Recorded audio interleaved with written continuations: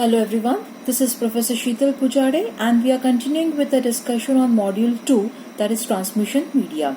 Now in our last lecture we have discussed about the working of the telephone systems. Today we will be discussing about the dial-up modems, and in our next lecture we will discuss about DSL, that is the digital subscriber line. Now first let's talk about the dial-up modems. Now traditional telephone lines, they can carry frequencies between 300 and 3300 Hz. Now all this range, it is used for transmitting voice, where we can accept a great deal of interference without any loss of intelligence information. But however, the data signals, they require a higher degree of accuracy to ensure integrity. So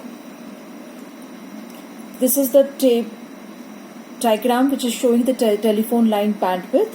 Now, as I've said, the data signal, they require higher degree of accuracy to ensure integrity. So therefore, for safety's sake, the edge of this range, it is not used for data communication.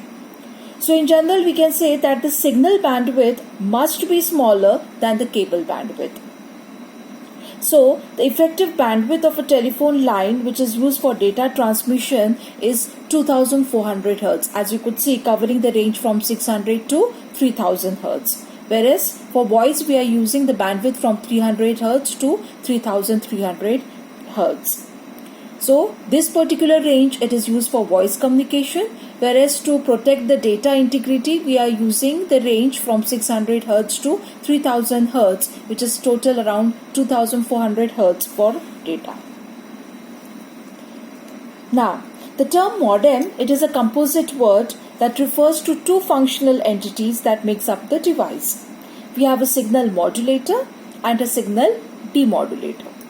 Now a modulator, it creates a bandpass analog signal from binary data, whereas a demodulator, it recovers the binary data from the modulated signal. So basically we can say that modem, it stands for modulator demodulator. Now this particular figure, it basically shows the relationship of a modem with the communication link. Now if you could see, there is a computer on the left hand side. Now the computer on the left hand side, it sends a digital data to the modulator portion of the modem. Now the data are sent as an analog signal on the telephone lines. So the modem, it basically converts your digital signal into an analog signal and then it passes it over the telephone line. Whereas the modem on the right receives the analog signal, it demodulates it through its demodulator, and then it delivers the data to the computer on the right. Now in this particular case, we can say that the communication, it can be bidirectional, which means that the computer on the right hand side, it can simultaneously send data to the computer on the left hand side using the same modulation demodulation process. Now let us see what are the different modem standards that we have. But today most of the popular modems available, they are based on the V series, which is published by the ITU-T standards. Let us discuss about these different types of modems one by one. Now the first one that we have is the V.32 modem. Now this V.32 modem, it basically uses a combined modulation and encoding technique called trellis-coded modulation. Now trellis is essentially a QAM plus a redundant bit. We have already studied about this in digital communication. Now here in this QAM, the data stream, it is divided into 4 bits. Now instead of a quad bit, that is 4-bit pattern, here however we have a pentabit pattern, that is a 5-bit pattern. Now the value of the extra bit is calculated from the values of the data bit, and this extra bit, it is basically used for error detection. Now as you could see over here, the V.32, it calls for 32 QAM. If you could see over here, these are total 32 quadrature amplitude modulation with a baud rate of 2400. Now here, only because 4 bits of this pentabit, it represents data, the resulting data rate is around 4 into 2400, that is equal to 9600 bits per second. Now this is basically the constellation diagram, and this figure shows the bandwidth for V.32 modem. The next one that we have over here is V.32 BIS modem. Now this was the first of the ITU-T standard which supported a 14,400 bits per second transmission. Now the V.32 basically uses 128 QAM transmission, as you could see over here. Here in this case we have 7 bits per port with 1 bit for error control.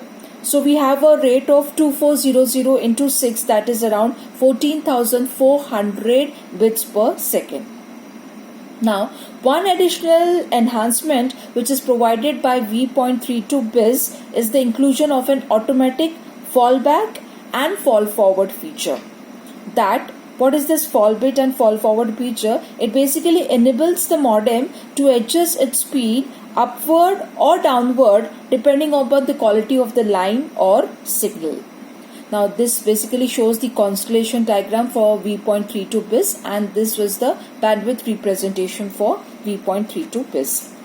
We have a third one in this particular series, that is V.34 BIS. Now the V.34 BIS modem, it basically provides a bit rate of 28,800 with a 960 point constellation and a bit rate of 33,600 Bpps with a 1664 point constellation. The next one that we have over here is V.90. Now the traditional modems that we have discussed now, it has a data rate limitation of 33.6 kbps as determined by the Shannon capacity. However, the V.90 modems with a bitrate of 56,000 bits per second, they are available and they are called as the 56K modems.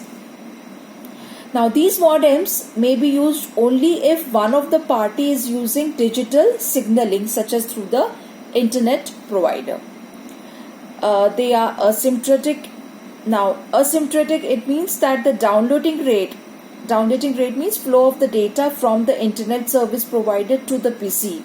The downloading rate is a maximum of 56 kbps, while the uploading rate, that is flow of data from the PC to the internet provider, it can be a maximum of 33.6 kbps.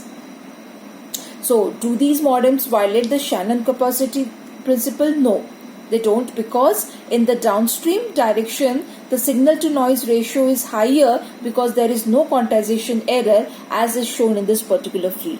As you could see over here, for uploading, the quantization noise is present, whereas for downloading there is no quantization error.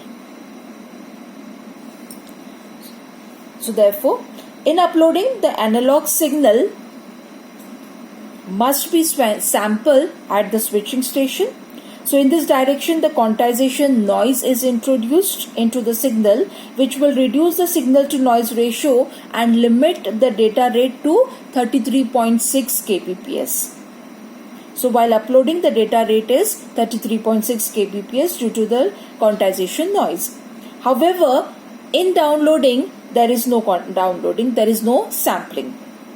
So here the signal is not affected by the quantization noise, and therefore it is not subjected to the Shannon capacity limitation. So the maximum data rate in the uploading direction is still 33.6 kbps, but the data rate in the downloading is now 56 kbps. Now how this 56 kbps figure has come? The telephone companies, they sample 8,000 times per second with 8 bits per sample.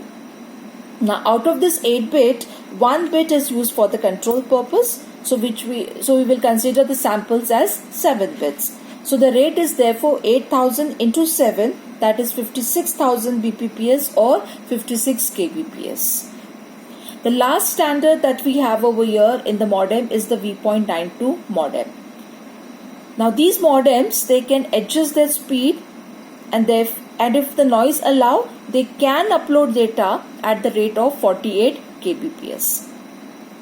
The download rate is still 56 kbps, but these modem has an additional feature For example, if the modem can interrupt, these modems, they can interrupt the internet connection when there is an incoming call if the line has a call waiting services. So these are the different types of modems that are used in the telephone lines for use for data transmission.